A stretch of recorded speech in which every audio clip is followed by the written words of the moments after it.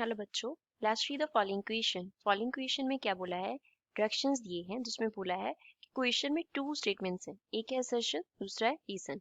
Assertion and reason दिया है और क्या बोला है कि क्वेश्चन के 4 अल्टरनेटिव चॉइसेस हैं जिनमें से जस्ट एक इसका करेक्ट आंसर है। हमें क्या करना है? सिलेक्ट करना है one of the codes A, B, C और D.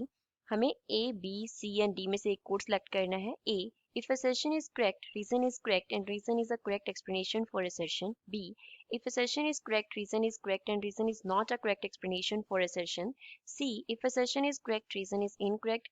D, if assertion is incorrect and reason is correct. Assertion में क्या बोला है?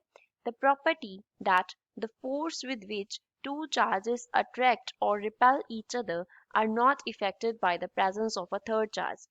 Third charge की जो presence है वो अफेक्ट नहीं करेगी टू चार्जेस की अट्रैक्शन और रिपल्शन को। रीजन में क्या बोला है? Reason force on any charge due to a number of other charges is the vector sum of all the forces on that charge due to other charges taken one at a time. एक time पे हम क्या करते हैं? एक charge consider करते हैं और सभी की फोर्सेस निकाल के हम उन फोर्सेस का वेक्टर सम कर देते हैं और हमें क्या मिल जाता है? फोर्स मिल जाती है किसी एक चार्ज पे।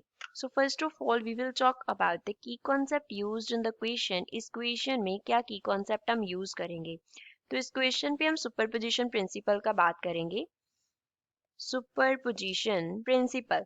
Now according to the superposition principle, suppose हमारे पास P पॉइंट पे क्या पड़ा हुआ है? चेस्ट चार्ज पड़ा हुआ है Q और हमारे पास नंबर ऑफ अदर चार्जेस हैं Q1, Q2, Q3 up to so on. हमारे पास Qn तक चार्जेस है। अब Q1 से लेके Q तक का जो डिस्टेंस है, सपोज वो R1 वेक्टर है। R1 वेक्टर यहाँ पे ऐसे होता है R1 वेक्टर। Q से लेके Q2 तक का जो डिस्टेंस है वो कितना है? R2 वेक्टर है।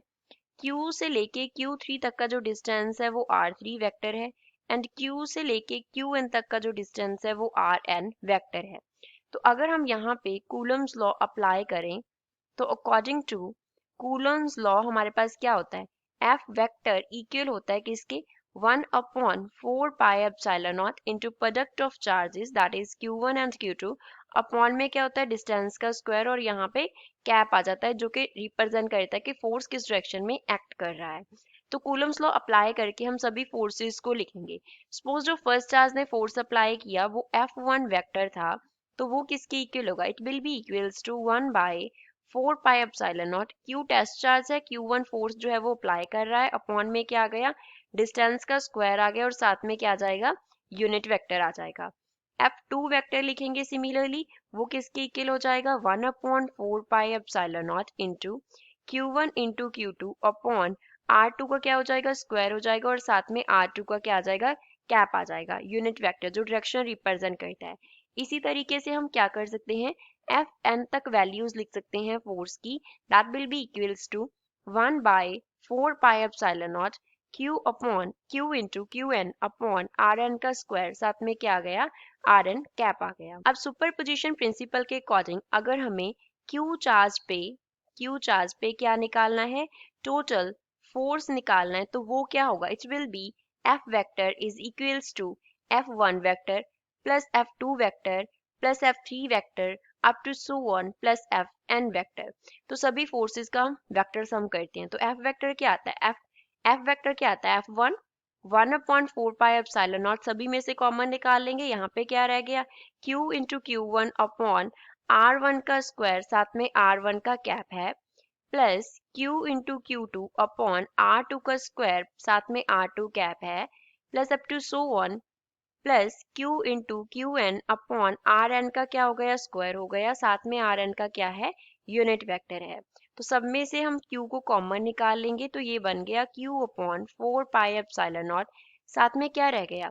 Q1 अपॉन R1 का square R1 cap, Q2 upon R2 का square R2 cap, plus up to so on plus Qn upon Rn का स्क्वायर, साथ में Rn कैप। अब इसको हम समेशन फॉर्म में लिखेंगे। कैसे?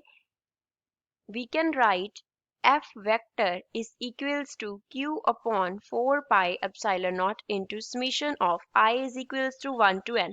I जो है वो 1 से n तक वेरी करेगा, ये 4 pi epsilon naught है। यहाँ पे क्या आ जाएगा? क्यू आई अपॉन आर आई का स्क्वायर, साथ में आर आई का क्या आ गया, कैप आ गया। तो ये हमारे पास क्या आ गया, टोटल फोर्स आ गया क्यू चार्ज पे। इसमें हमने क्या किया है, फोर्स को कैसे निकाला है, जितनी फोर्सेस एक्ट कर रही थी उन सब का क्या कर दिया, वेक्टर सम कर दिया। यहाँ पे क्या हो रहा है, फोर्सेस का वेक्टर सम हो रहा है। और जब हमने F1 लिखा तब हमने क्या कंसिडर किया, just Q and Q1 consider किया। Q2 Q3 Qn up to so on जितने भी चार्जेस थे उनका प्रेजेंस मैटर नहीं करता था।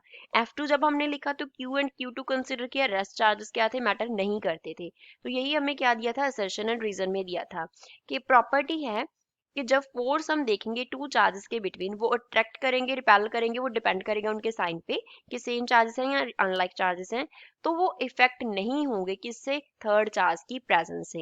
यही हमने सुपरपोजिशन प्रिंसिपल में पढ़ा। और सेकंड थिंग, रीजन, रीजन में क्या बोला था कि जब हम क्या करते हैं, किसी भी चार्ज पे फोर्स निकालते हैं due to number of charges present, तो हम सभी फोर्सेस का वेक्टर सम करते हैं, सब चार्जेस को एक एक करके हम कंसिडर करते हैं, one at a time consider करते हैं। तो assertion true है, reason true है, and reason is correct explanation for assertion. So option A is the correct answer for given question.